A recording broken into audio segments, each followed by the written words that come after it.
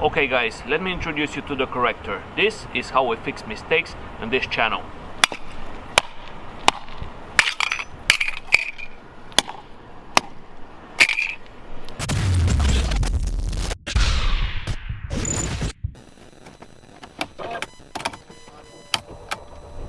Finally it is working, and I'm gonna tell you the whole story right when we get to Cars and Coffee. But first we're gonna go pick up Dimitar again.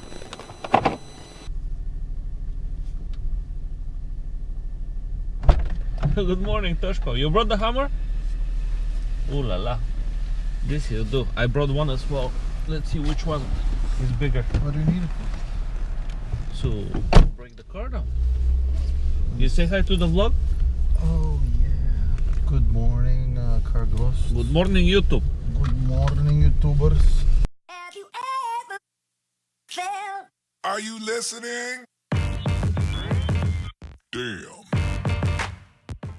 So we went for Cars and Coffee to Yorktown. There was coffee, but there were no cars. Oh yeah. So we're gonna go to the beautiful town of Hudson, upstate New York, On to the see if we can, on the Hudson, to see if we can take some nice picturesque photos and explain a little bit more in detail what was the problem with the Mercedes and why Slate was broken. Right? Yes. Yes. Okay.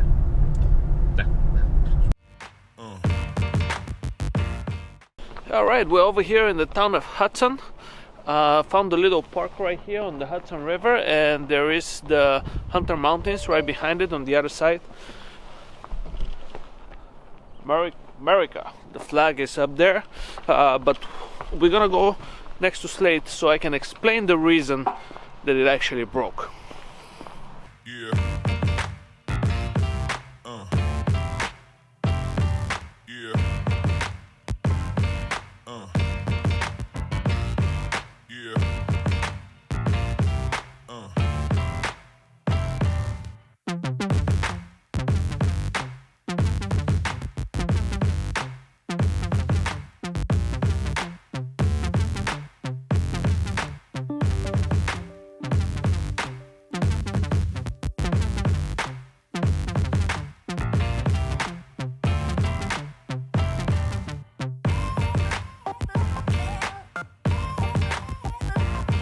Okay, we walked a little bit around Hudson, and now I gotta come clean. The problem that actually cost me over $2,000 is this electronic star right here, and it's not the electronic star itself, but the way I wired it.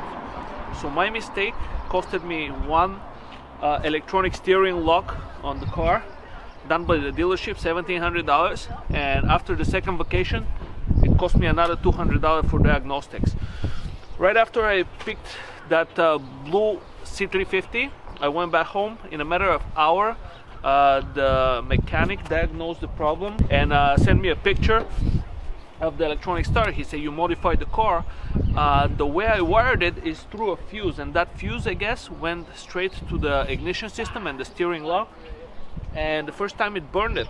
Second time, it just shut it off, so I couldn't start the car. But the dealership disconnected it, and now I'm gonna get it out of the car as well.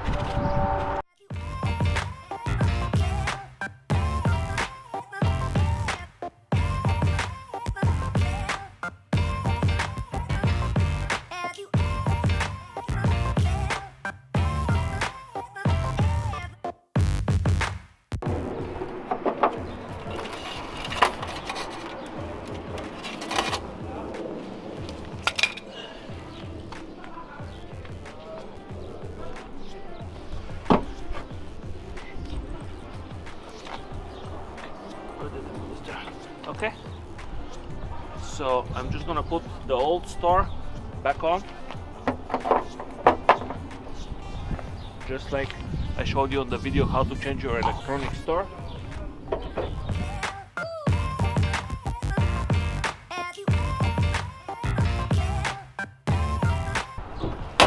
And it's back to normal, just like it never happened. Now let's see what we're gonna do with this little thing on the floor. I'll pick it up so I don't litter. and we'll find a place to deal with it. All right, so I switched the Mercedes badge back to normal. It wasn't the entire fault of the electronic star. The problem was that I didn't wire it properly, and I could have rewired it, but it left a little bit of bitter taste in my mouth, so I didn't want to deal with it anymore after all the frustration and all the money I spent on fixing the car because I wired it the wrong way. So what I did is I switched it back to normal, and then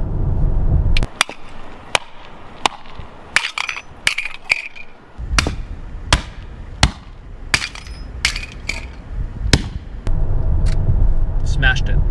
Now, it is partially the electronic star development team fault because the instructions were super vague. They were in Spanish. I read whatever I read, but there was no clear installation guide on how to install it. So I took an approach that was kind of wrong. I connected it to a fuse that was actually connected to the ignition system, and that was kind of wrong on me. So hey, we're gonna end the video right here because there is not much to discuss about the star.